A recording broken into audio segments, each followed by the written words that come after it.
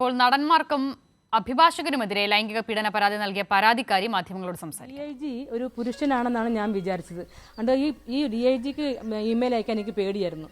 അപ്പോൾ അത് കഴിഞ്ഞിട്ട് ഇന്ന് നേരിട്ട് DIGനെ കണ്ടപ്പോഴാണ് ഒരു വുമൺ ആണെന്ന് പറഞ്ഞപ്പോഴത്തേക്കും ഒത്തിരി സന്തോഷമായി. കാരണം നമുക്ക് തുറന്ന് പറയാൻ നമുക്ക് സാധിക്കും. അതുപോലെ തന്നെ ഈ മാഡത്തിൻ്റെ ഇമെയിൽ ID ഉണ്ട്. ആർക്ക് വേണമെങ്കിലും ഇപ്പം നമുക്ക് ഏത് സ്ത്രീകൾക്കായാലും ഒരു പ്രശ്നം ഉണ്ടായാൽ അവർക്ക് നേരിട്ട് നമുക്ക് ഇമെയിൽ ചെയ്യാൻ സാധിക്കും. ഇതറിഞ്ഞപ്പോൾ തന്നെ എനിക്ക് ഭയങ്കര സന്തോഷമായി. അതുകൊണ്ട് ഇപ്പോൾ നമ്മളുടെ സ്ത്രീകളെ, കാരണം സ്ത്രീകൾ വളരെ സുരക്ഷിതരാണ്.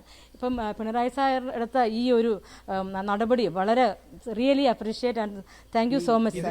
ആരോപണം നിഷേധിച്ച ഒരു സാഹചര്യമുണ്ട്. പലരും ഈ പരാതിക്കാർക്കെതിരെ പരാതി കൊടുക്കുന്ന സാഹചര്യമുണ്ട്. എന്താണ് പരാതിക്കെതിരെ പരാതി കൊടുക്കും? അത് അന്നേരം അവർ മീഡിയയിൽ പറഞ്ഞതല്ലേ. ഇപ്പം പോലീസ് അവർ SIT വന്നിട്ട് അവർ കേസ് എടുക്കണമെങ്കിൽ ഒന്നുമില്ലാണ്ട് തെളിവൊന്നുമില്ലാണ്ട് എടുക്കത്തില്ലല്ലോ.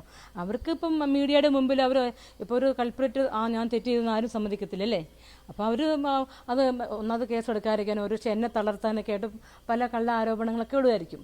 പക്ഷേ അതെല്ലാം ശരി, ഇപ്പോൾ അവർക്ക് എല്ലാവർക്കും ശരിയാണെന്ന് ബോധ്യമാവുകയും ഉടനെ തന്നെ അവർക്കെതിരെ കേസെടുക്കണമെന്നുമാണ്.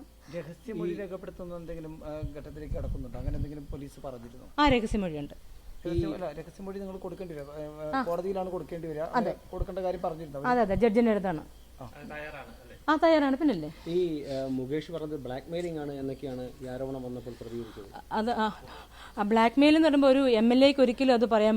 അദ്ദേഹം അത്രയും കൊച്ചാകാൻ പാടില്ല. അദ്ദേഹം MLA എന്നൊരു പൊസിഷൻ ഇരിക്കുന്ന ആളാണ്.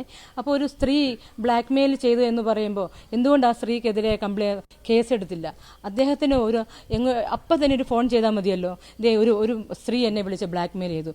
കൂടാതെ അദ്ദേഹത്തിൻ്റെ കയ്യിൽ ഒരുപാട് തെളിവുണ്ടെന്ന് പറഞ്ഞു. ഈ തെളിവൊക്കെ പോലീസിന് മുമ്പിൽ ഹാജരാക്കാമല്ലോ. അപ്പോൾ എന്തുകൊണ്ട് ഈ 2 വർഷം അദ്ദേഹം മിണ്ടാതിരുന്നു?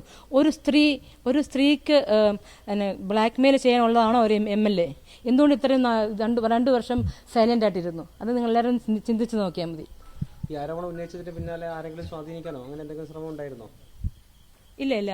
കാരണം ഒന്നാമെന്ന് വെച്ചാൽ ഞാൻ ഭയങ്കര ഈ 2 ദിവസം നല്ല ബിസി ആയതുകൊണ്ട് ഫോൺ കോൾ ഞാൻ ഫോൺ സൈലന്റ് ആക്കി ഇട്ടിരിക്കുകയാണ്. ഇതുവരെ ആരുടെയും ഫോണൊന്നും അങ്ങനെ അറ്റൻഡ് ചെയ്തില്ല. അർജന്റായിട്ട് മീഡിയ എന്നൊക്കെ കാണുമ്പോൾ ജസ്റ്റ് എടുക്കുന്നല്ലാണ്ട് വേറെ ഫോൺ അൺനോൺ ഫോൺസ് ഒന്നും എടുത്തിട്ടില്ല. ഓക്കെ.